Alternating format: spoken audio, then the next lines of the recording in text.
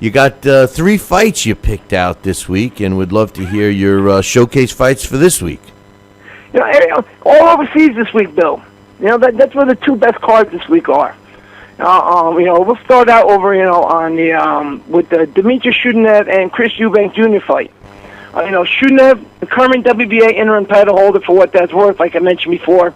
The guy is not a big puncher. He's a pressure fighter. Something I find odd because he's not a huge puncher.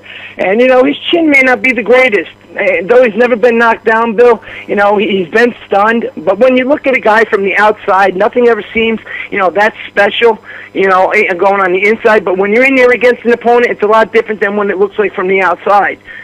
Obviously something's going right because he's undefeated. Right. That's always a good He's sign. been in there, with some, some good guys. Some guys that really, that really teach fighters coming up. He only has 14 pro fights. But, in those 14 pro fights, he's been in there with guys like Grady Brewer. He really derailed Sauerland prospect Patrick Nielsen. In August, he walked through a very tough fighter in Mehdi Budala. People might know Budala because, he's been in there with Arthur Abraham, Mikhail Kessler, and Budala might be famous for going the distance, one of only 3 guys to ever go the distance with Gennady Golovkin. So that speaks a lot, considering the fact that Shudenev just walked right through him in about 3 rounds. So exactly, what we're going to see in there from Shudenev, I don't know. But, anytime I've ever seen him fight, Bill, he applies a lot of pressure. The only thing I don't like about Shudenev is he doesn't have, great defense. And like I stated, I've seen him wobbled a few times. Yeah, well, he's questionable with his chin, right? It is, Matter of fact, in an early fight of his, it might have been his second or third pro fight, where he had went in there against the guy, and the guy, matter of fact, he never did anything. I think it was Eddie Hunter out at the Apollo Casino in California. And Eddie Hunter, pretty much had Shudenev, rocked and hurt in the first round, I believe it was. Shudenev came back and he won a 4th-round decision. And since then, he's been flawless. Besides Budala, besides Patrick Nielsen, Juan Camilo Novoa, he's been in there with Jorge Navarro, Patrick Mendy, like I said, Brady Brewer, who, for a fighter who only had 9 fights, to go in there against a guy like Brady Brewer and, just dominate, somebody like Grady Brewer, who's a veteran and he's very tricky and knows all the tricks of the trade, that speaks a lot. It's just, a matter of what version this guy's going to show up. What's your official prediction? Well, thing is, looking at Chris Eubank Jr., Eubank is coming off a loss against Billy Joe Sanders. On paper, he's a bigger puncher than Shudenev is, but, Chris, he likes to throw his punches hard, but he throws wide, Bill. Against a pressure fighter like a Shudenev, that's not really a good idea.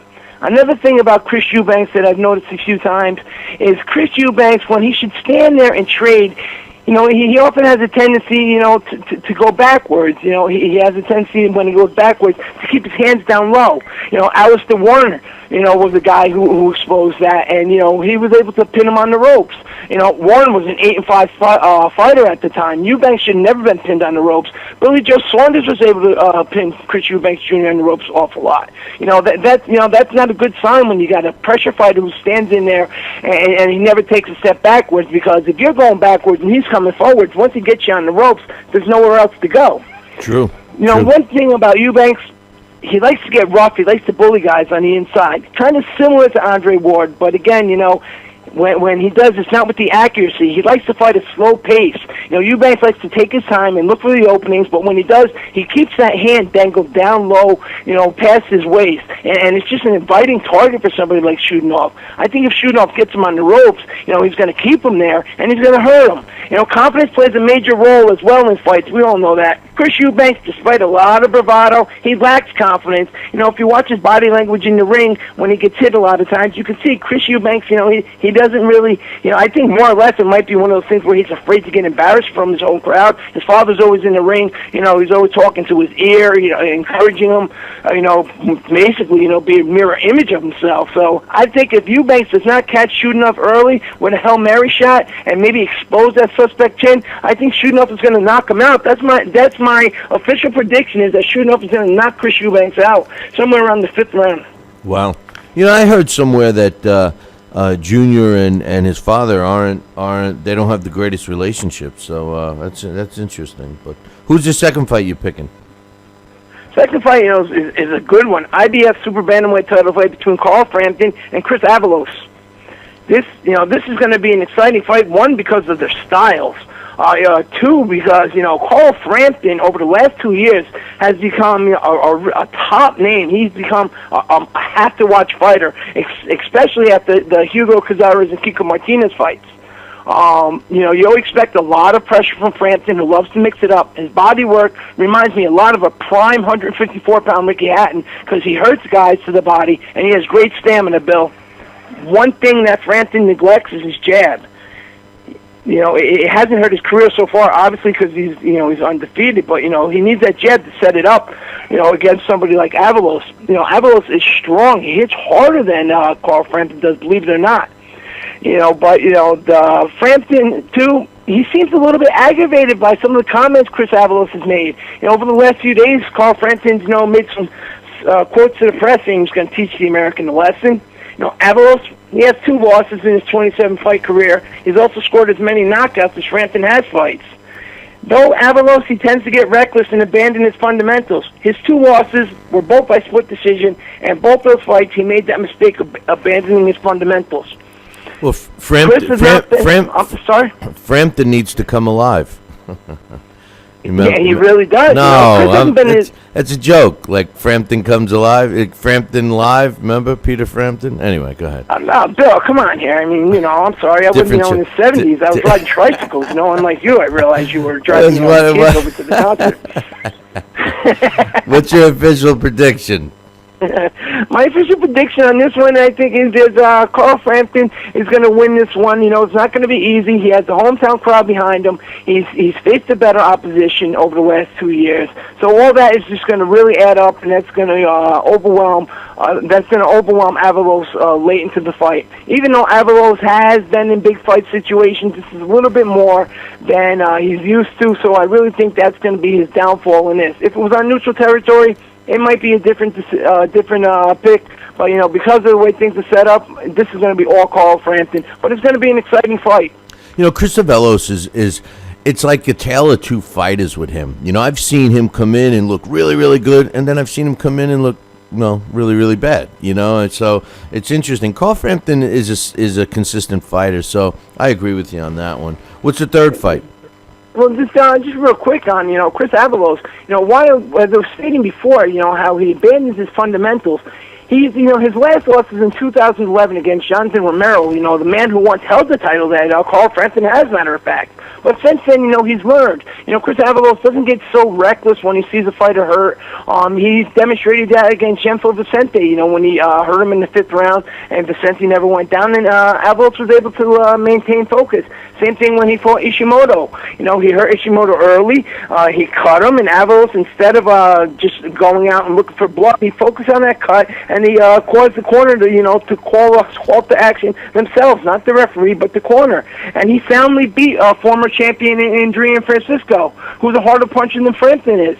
So, Avalos has all the tools to give Frampton, a great fight. It's just, as you said, you hit it right on the head. It's a tale of 2 fighters right there. And you know what? If it's the fighter that, needs to be in there and he's just not, Carl Frampton is, he's going to do his thing because he's on momentum.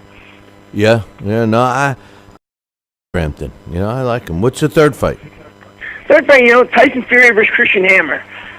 We have an undefeated heavyweight in Tyson Fury, who's now the mandatory for Vladimir Klitschko's WBO title. Christian Hammer's the guy who's really not that good, but is on a 10-fight win streak, and, he has a little bit of momentum behind him, and, he seems like he's hungry. Fury just fought in the end of November. He got that win over Derek Chisora, and he should be in good shape considering it's only been 3 months. I just wondering if he's overlooking Hammer, though, because he seems to be talking about everything but Christian Hammer.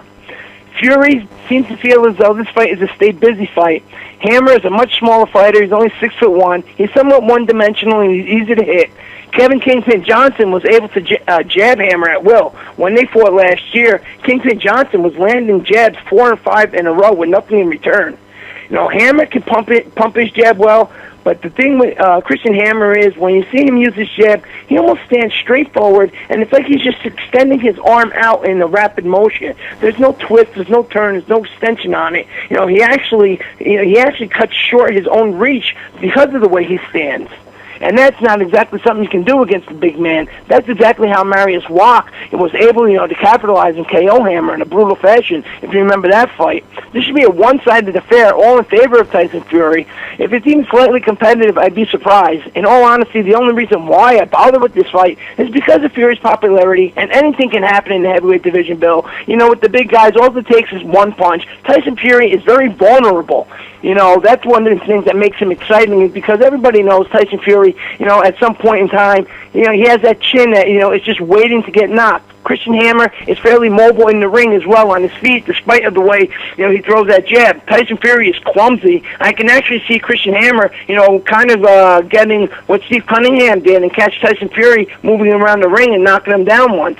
But, I think Fury's going to, come back up, and he's going to compose himself, and he's going to outbox Hammer. But anything can happen in the heavyweight division. That's why, that's what makes heavyweight fights exciting. But I think Fury's going to get a TKO officially in this one, unless he gets caught big with Christian Hammer, by Christian Hammer, and, because the only thing on his mind is Vladimir Klitschko, which could be a big mistake. We've seen a lot of fighters in the past make that mistake and put their career back to square one. I think you hit it on the head with Tyson Fury. He's just clumsy. He's clumsy in the ring. He just, I think that's going to eventually be his downfall. You know something? We were talking about it in the chat room a little while ago, and I think you and Larry mentioned touched on it a little bit. Tyson Fury doesn't want to fight Deontay Wilder. Why doesn't he want to fight Deontay Wilder? Because I think Tyson Fury and his team knows that Deontay Wilder, for such a big, very mobile. I don't know if he hits any harder than Vladimir Klitschko when Vladimir lets his hands go, because, Vlad hits hard. Even, Vladimir Klitschko's jabs, are as bad as some guys' power punches.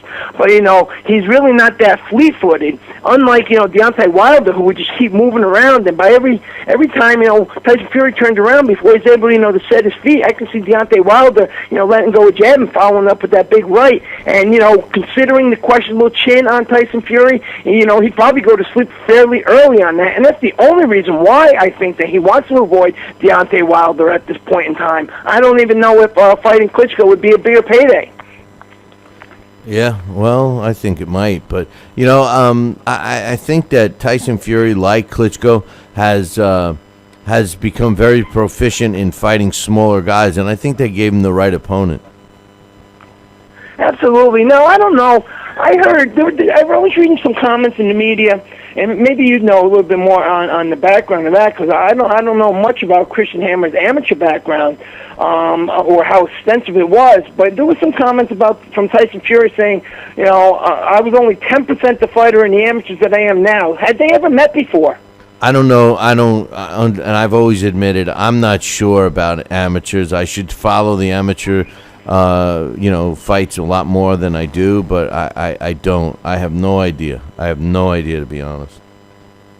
Yeah, that's the only reason, because of that comment that was made. Where did that comment come from? I don't know if Christian Hammer had referred to something in Tyson Fury's amateur career that made Tyson say that. Maybe Hammer had seen Tyson fight as an amateur and said that there was something he's seen then that he could expose in this fight. There wasn't really much detail in it except for the comment.